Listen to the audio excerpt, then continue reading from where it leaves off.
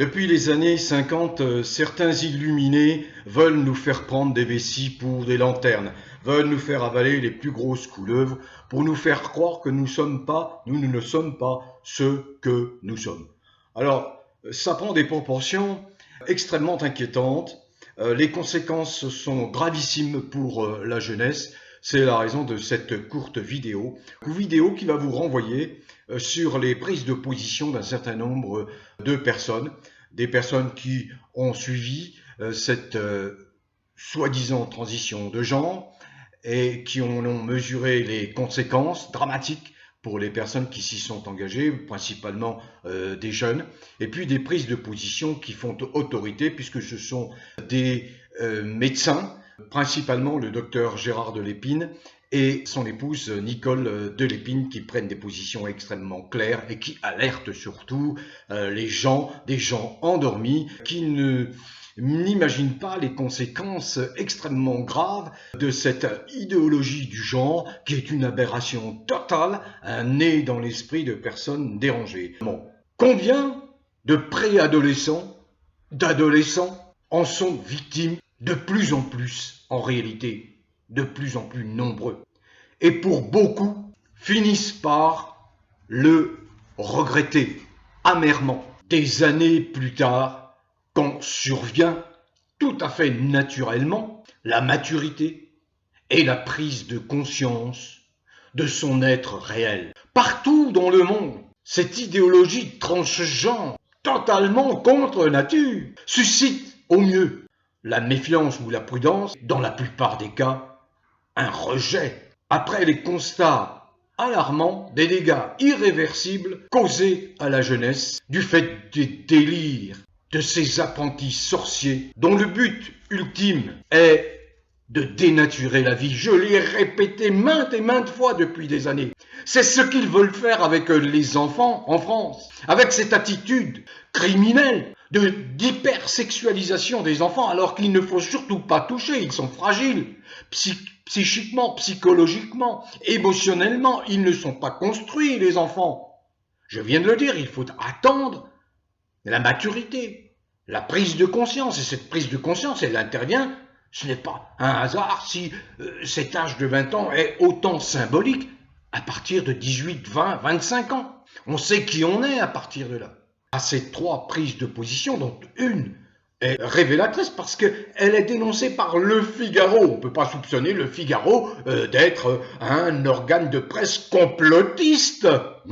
Complotiste. Alors ce sont bien sûr principalement les pays occidentaux, soit moins de 15% de la population mondiale, qui sont touchés, concernés par ces comportements destructeurs de l'humanité, parce que leurs gouvernements ont décidé de faire plonger leur pays dans la décadence. Ce qui est fort de café, c'est que lorsque vous vous permettez de ne serait-ce que de rappeler des vérités biologiques, eh bien vous êtes immédiatement la cible d'attaques virulentes, de menaces, d'intimidations. Biologiquement, ce sont des comportements contre nature.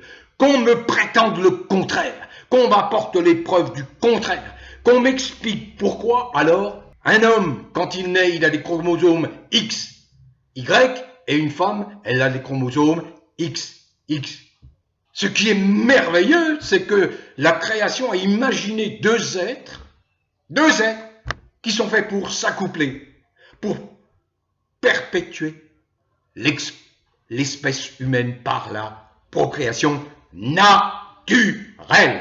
Vous avez en face de vous quelqu'un qui est farouchement opposé à la marchandisation des corps, comme ce Fogiel en a fait la promotion. Marchandisation des corps, avec la GPA, gestation pour autrui, des petites filles pauvres, qu'on va payer des miettes pour faire un enfant parce qu'on est frustré, parce qu'on n'est pas capable biologiquement de faire un enfant. Et on veut faire passer ça dans les lois. C'est ce qui est le cas en France, les lois françaises. Il ne s'agit pas de mettre à l'index les homosexuels. Ce n'est pas mon propos. Personne ne les ennuie. Il n'y a pas de pénalisation, il n'y a plus en tout cas. Mais il se produit quelque chose, c'est un mouvement de retour de bâton. Vous vous rendez compte?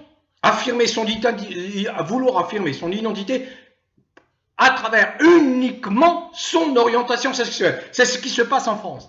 Alors ils veulent faire étalage de leur victoire, parce qu'ils ont pris le pouvoir, mais dès lors que vous leur renvoyez à la face la vérité de ce qu'ils sont, la vérité de la nature, ils ne supportent plus. Alors il ne faut plus en parler. Alors là, maintenant, non.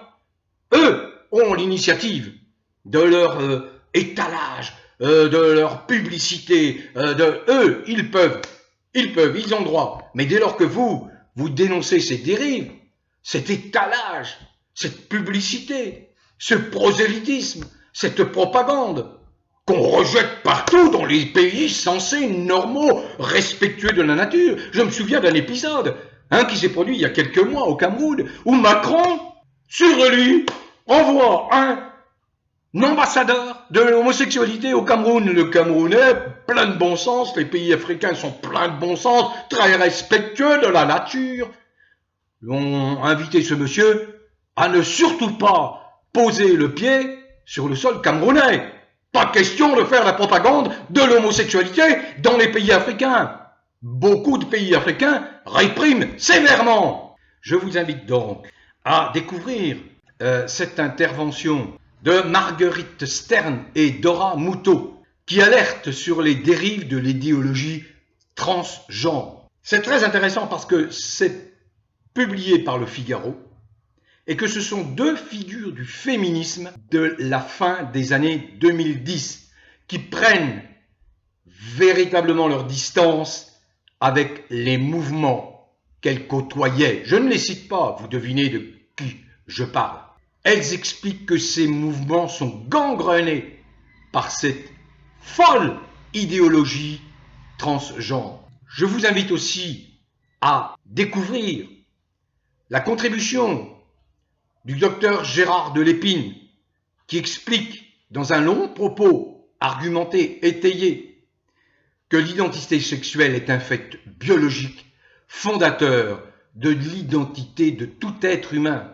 Et enfin, Nicole de Lépine, j'ai choisi ces trois-là, qui expliquent qu'un transgenre est une personne qu'on rend malade et dépendante à vie. Il y a énormément de témoignages qui sont passés par cette phase-là, des gosses, des adolescents, qui regrettent amèrement, quelques années après, d'être allés dans cette transformation, alors qu'il suffisait simplement de l'écoute d'un psychologue ou d'un psychiatre pour qu'ils comprennent quel était leur malaise profond. Voilà, bon vent à tous. Continuez à cultiver le bien-être et surtout, combattez pour la défense de la nature.